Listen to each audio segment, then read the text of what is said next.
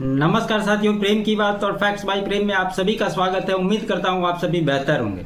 दोस्तों, पिछले दिनों हमने बात की थी सोनिया गांधी किस मामले में जाएंगी जेल, और उसके बारे में चर्चा करते हुए हमने कहा था कि एक बार फिर से देश में नेशनल हेराल्ड मामले ने पूरी जोर पकड़ ली है। और चूंकि ईडी ने इसमें चार्जशीट दाखिल कर दी थी और इसमें सुनवाई का जो डेट रखा गया था वो 2 जुलाई से लगातार इस पर सुनवाई होगी।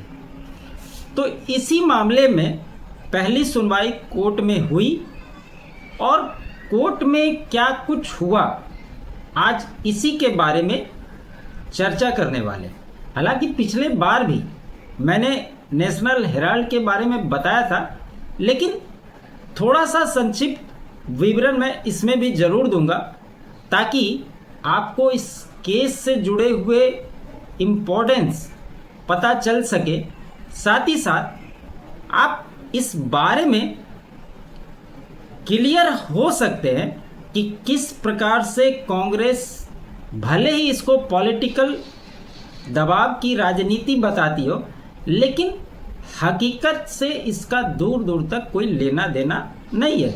इसमें साफ साफ दिखता है कि कांग्रेस किस प्रकार से इस झूठी एक कंपनी बनाकर ये अविश्वसनीय लगता है।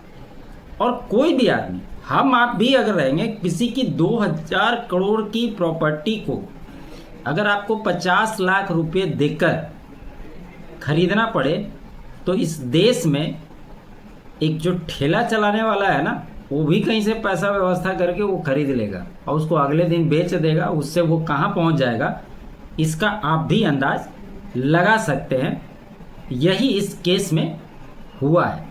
तो बिना देर किए हुए बात को आगे शुरुआत करते हैं कि नेशनल हेराल्ड केस में हुआ क्या। अब तक का सबसे बड़ा खुलासा हुआ है इस केस में दोस्तों। राहुल गांधी और सोनिया गांधी की मुश्किलें आने वाले समय में बढ़ सकती है। कोर्ट में जब ईडी की चार्जशीट रखी गई तो इससे जज भी हैरान हो गए। क्या सच है इस काले चिट्ठी का, इसके बारे में भी बात करते हैं। तो सबसे पहले, जैसा कि मैंने कहा कि नेशनल हेराल्ड के बारे में संक्षिप्त विवरण मैं आप लोगों को दे दूं कि नेशनल हेराल्ड है क्या।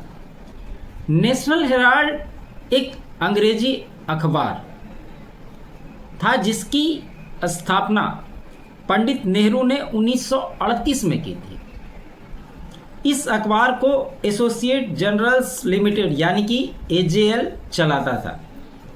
कांग्रेस पार्टी ने 2010 में एक नई कंपनी बनाई जिसका नाम रखा गया यंग इंडियन प्राइवेट लिमिटेड। इसमें राहुल गांधी और सोनिया गांधी की जो हिस्सेदारी थी वो 76% की थी। कथित तौर पर कांग्रेस पार्टी ने एजेएल को दिए 90 करोड़ रुपए का कर्ज माफ कर दिया और यंग इंडिया ने सिर्फ 50 लाख में एजेएल का पूरा नियंत्रण अपने पास ले लिया। अब आप इसी से अंदाज लगा लीजिए एजेएल की जो ऑफिसेज हैं, अगर आज के डेट में प्रेजेंट वैल्यू अगर आप उसका लगाएंगे तो लगभग 2000 करोड़ से ऊपर जाएगा ये। और चूंकि पंडित नेहरू के द्वारा ये बनाई गई संस्था थी तो इसको लोन देती है कौन? कांग्रेस पार्टी, और फिर उस कर्ज को माफ कर देती है। उसके बाद एक कंपनी बनती है यंग इंडियन नाम से, जिसमें सोनिया गांधी और राहुल गांधी की हिस्सेदारी होती है 76%। और ये उस कंपनी की पूरे अधिकार को 50 लाख रुपए देकर कर लेती, यानी कि 90 करोड़ 50 लाख में इस कंपनी के सारे एसेट्स को राहुल गांधी और कांग्रेस पार्टी यानी कि सोनिया गांधी के हवाले कर दिया जाता है। अब ये किस हिसाब से घाटे का सौदा है, थोड़ा आप इसको खुद सोच सकते हैं। अब ईडी का जो आरोप इसमें लगाया गया वो ये कि ईडी का कहना है कि यह एक सेल ट्रांजैक्शन या जिसका मकसद संपत्तियों पर कब्जा पाना था, एजेएल के पास दिल्ली, लखनऊ और मुंबई जैसी जगहों पर कई करोड़ की प्रॉपर्टी। ईडी के अनुसार राहुल गांधी और सोनिया गांधी के इस संपत्तियों का प्राइवेट इस्तेमाल करने की कोशिश की। कोर्ट की सुनवाई में क्या कुछ हुआ, यह भी बहुत महत्वपूर्ण है और इसी बात को लेकर तो सारा मामला चला है। एजेएल से 2000 करोड़ रुपए हड़पना चाहते थे सोनिया राहुल, नेशनल हेराल्ड मामले में ईडी का अदालत में बयान। कांग्रेस लोन माफ कर देती है, बैंक भी तो ऐसा करते हैं। नेशनल हेराल्ड केस में कोर्ट ने यह सवाल पूछा ईडी के वकील से, तो क्या कुछ कहा इसके बारे में बड़ा महत्वपूर्ण हो जाता है। दिल्ली के राउज एवेन्यू कोर्ट में सुनवाई हो रही है। इस दौरान कोर्ट ने ईडी से पूछा, अगर कांग्रेस ने यह लोन माफ कर दिया होता तो क्या होता? बैंक भी तो ऐसा करते हैं। कांग्रेस ने लोन माफ कर दिया लेकिन उन्हें आरोपी नहीं बनाया गया, यह कैसे बाकी कंपनियों से अलग? ऐसा क्या खास था कि ईडी ने इसे जानने लायक समझा?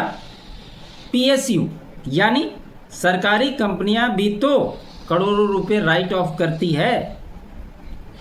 तो इसके जवाब में ईडी के जो वकील थे एसवी राजू साहब, उन्होंने जवाब दिया। उन्होंने कहा कि बैंकों के पास खुद की संपत्ति नहीं होती, इसलिए उन्हें कर्ज देना ही होता है। ऐसी स्थिति में बैंक उधारकर्ता से समझौता करते हैं, लेकिन इस केस में 2000 करोड़ रुपए की संपत्ति उपलब्ध थी। फिर सिर्फ 50 लाख रुपए में 2000 करोड़ रुपए की संपत्ति क्यों दी गई? ये ईडी ने कोर्ट को बताया। इसे सुनकर कोर्ट का भी दिमाग घूम गया। इस पर कोर्ट ने फिर सवाल किया, क्या यह मामला एनपीए जैसा था?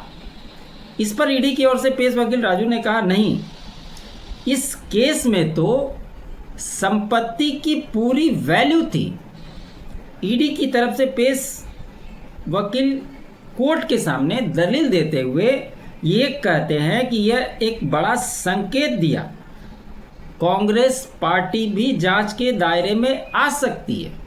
इस संभावना से इनकार नहीं किया जा सकता, क्योंकि उसको जो लोन दिया गया था वो कांग्रेस पार्टी की ओर से दिया गया था। ईडी का कहना है कि अभी कांग्रेस को आरोपी नहीं बनाया गया है, लेकिन भविष्य में ऐसा किया जा सकता है। ईडी ने कोर्ट से यह भी कहा कि अगर एआईसीसी यानी अखिल भारतीय कांग्रेस कमेटी को आरोपी बनाया जाता है तो राहुल गांधी और सोनिया गांधी की भूमिका उनके खिलाफ पीएमएलए की धारा 70 के तहत मामला मजबूत करने में सहायक हो सकती है। हालांकि ईडी द्वारा ये स्पष्टीकरण दिया गया कि बिना पुख्ता सबूत के ऐसा कदम नहीं उठाएंगे। उन्होंने यह भी बता दिया कि वो आगे क्या कर सकते हैं और ये भी स्पष्ट कर दिया कि बिना किसी सबूत के वो ऐसा कुछ नहीं करेंगे। अब थोड़ा और विस्तार से चलते हैं। नेशनल हेराल्ड मामला एक बार फिर कांग्रेस की पूर्व राष्ट्रीय अध्यक्ष सोनिया गांधी और लोकसभा में नेता विपक्ष राहुल गांधी के लिए बड़ी मुसीबत बन गई। ईडी ने बुधवार को दिल्ली की एक अदालत में बताया कि सोनिया और राहुल गांधी एजेएल से 2000 करोड़ रुपए हड़पना चाहते थे।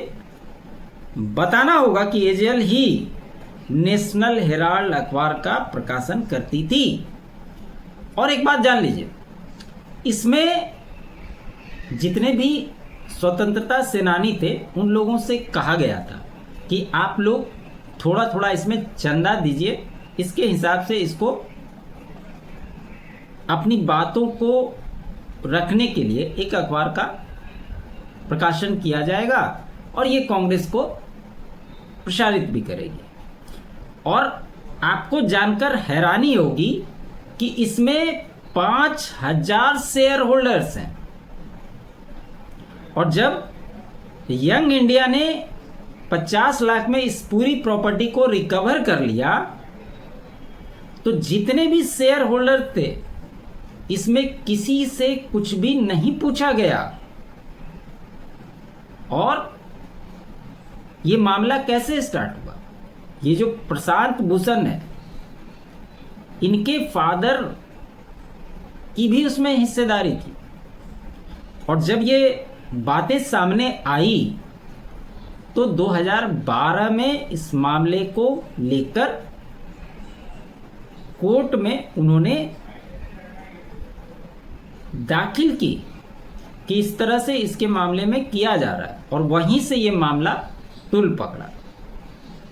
और आप सभी जानते हैं कि 2004 से 2014 तक कांग्रेस का ही शासनकाल था, और उसी दरमियान ये सारा कुछ हुआ। जो ईडी के वकील थे राजू साहब, उन्होंने एक बात और की कि एजेएल को 90 करोड़ का इंटरेस्ट फ्री लोन दिया। यह लोन सिर्फ 50 लाख रुपए में दिया गया। राजू ने अदालत से यह अजीबोगरीब बात की। उन्होंने आरोप लगाया कि इस मामले में साजिश यह थी कि 90 करोड़ रुपए के लोन के बदले में 2000 करोड़ रुपए हड़पने के लिए यंग इंडियन को बनाया गया। उन्होंने आरोप लगाया कि सोनिया और राहुल गांधी इस 2000 करोड़ रुपए की कंपनी पर कब्जा करना चाहते थे, इस प्रॉपर्टी पर कब्जा पाने पर। यही चीज़ें देखकर, विस्तृत चीज़ों को अगर आप देखेंगे तो यही बातें समझने में और सामने आ रही है।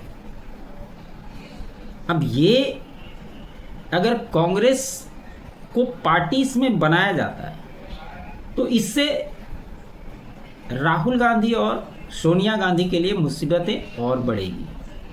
क्योंकि इसमें अगर आप कंपैरिजन करेंगे तो आम आदमी पार्टी जब दिल्ली में शराब घोटाला हुआ था, और केजरीवाल को जेल कैसे हुआ?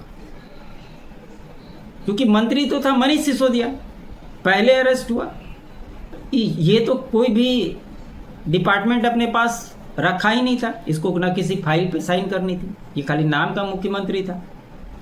तो इसने तो दिमाग अपना पूरा लगाया था कि कुछ भी होगा तो हमारा मंत्री फंसेगा, हमारा आदमी फंसेगा, मैं तो निकल जाऊंगा।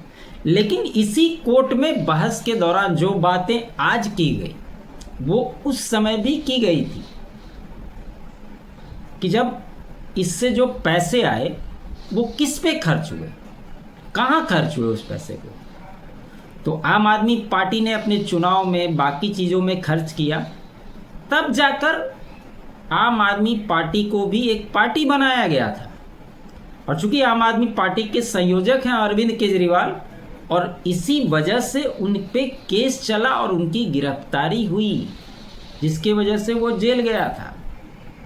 सेम टू सेम मामला अगर इसमें ईडी कांग्रेस को आरोपी बनाती है तो इन लोगों के ऊपर में भी ये चीज़ें लागू होगी। हालांकि ये तो अभी शुरुआत है, ये अभी राउज एवेन्यू कोर्ट में मामला चल रहा है, आगे बढ़ेगा तो फिर हाई कोर्ट में जाएगा, हाई कोर्ट से फिर सुप्रीम कोर्ट में जाएगा। सुप्रीम कोर्ट में बड़े वाले वकील लोग बैठे हुए हैं। जज साहब उस समय आर्टिकल 21 को यूज़ करेंगे कि आर्टिकल 142 को यूज़ करेंगे, क्या करेंगे वो तो आने वाले वक्त में ही पता चलेगा। लेकिन जिस प्रकार से नेशनल हेराल्ड मामला कांग्रेस के लिए सिरदर्द बन गया है, भले ही कांग्रेस कितनी भी सफाई दे ले, जिस प्रकार से उसकी छवि, जितने भी कार्यकाल में उनकी सरकार रही है, करप्शन के दाग जो उन पे लगे रहे हैं, उससे वो पीछा नहीं छुड़ा सकते। तो आने वाले समय में इस पे क्या कुछ होता है, उस पे चर्चा लगातार होती रहेगी। आपको ये विश्लेषण कैसा लगा कमेंट के माध्यम से ज़रूर बताएं। साथ ही साथ वीडियो को लाइक करें, अधिक से अधिक शेयर करें। चैनल पे नए हैं तो चैनल को सब्सक्राइब जरूर कर लें। मेरे अल्टरनेट चैनल फैक्ट्स बाय प्रेम को भी आप सब्सक्राइब कीजिए। अगर आपको कंटेंट अच्छा लगे तो चैनल के लिए आप अपना कंट्रीब्यूशन भी दे सकते हैं। QR कोड स्क्रीन पे है, बाकी डिटेल आपको डिस्क्रिप्शन में मिल जाएंगी। आप सभी का बहुत बहुत धन्यवाद। जय हिंद, जय भारत।